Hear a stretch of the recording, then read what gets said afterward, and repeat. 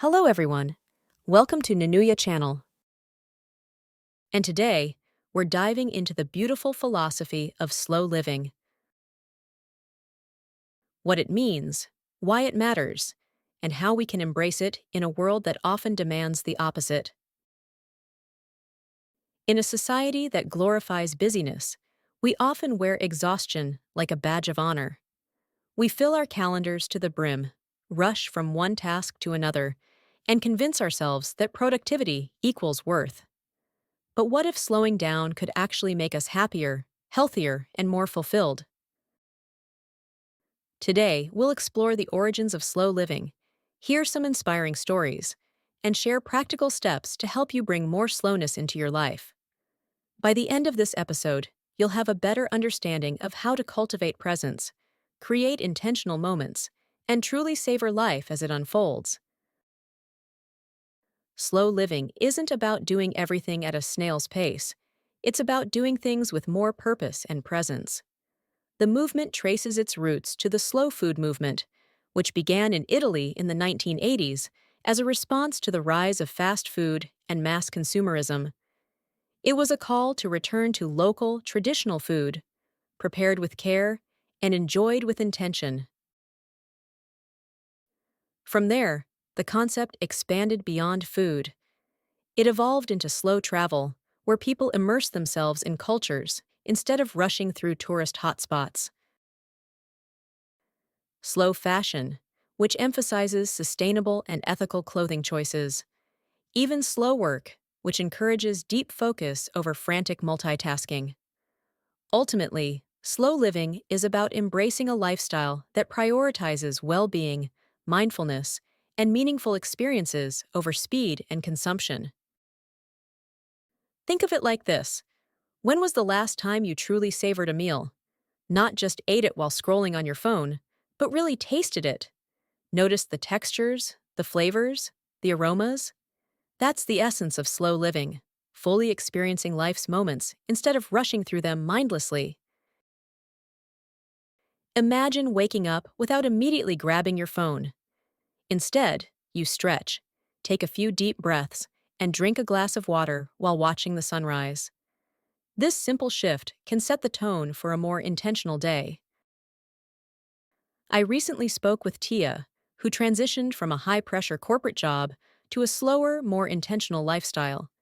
They described how the constant pressure to perform left them feeling exhausted and disconnected from what truly mattered. Eventually, they made a change, downsizing their home, prioritizing experiences over possessions, and learning to say no to things that didn't align with their values. So, how can you start embracing slow living today? Here are a few simple but powerful shifts.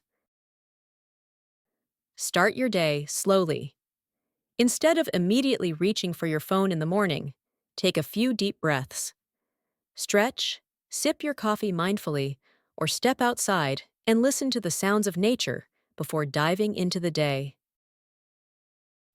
Single tasking over multitasking. We often believe multitasking makes us more efficient, but it actually increases stress and decreases productivity. Instead, try focusing on one task at a time, whether it's eating, working, or having a conversation, and see how it changes your experience. Choices. Create white space. Our schedules are often so packed that we leave no room for spontaneity, reflection, or creativity. Try leaving intentional gaps in your day to rest, daydream, or just be present with yourself. Simplify your surroundings. Clutter isn't just physical, it's mental. When we reduce unnecessary belongings, commitments, and distractions, we create more space for clarity and peace. Unplug regularly. The digital world moves at lightning speed, often making us feel like we have to keep up. But taking intentional breaks from screens, even if it's just a few hours, can help us reconnect with nature, loved ones, and ourselves. Slow down mealtime. Instead of eating in front of a screen or rushing through your meals, make an effort to enjoy your food. Notice the flavors, Chew slowly and appreciate the nourishment it provides. Walk instead of rush. Whether it's walking to a nearby store instead of driving, or simply strolling through a park without a destination in mind, walking mindfully can be a meditative practice in itself. Practice deep listening. When in conversation, focus entirely on the person speaking. Avoid thinking about your response while they're talking. Just listen, absorb, and be fully present. Engage in slow creativity. Whether it's journaling, painting, cooking, or gardening, allow yourself to create without a deadline or pressure for perfection. Schedule time for rest and reflection. Instead of waiting until burnout forces you to slow down, proactively build downtime into your schedule.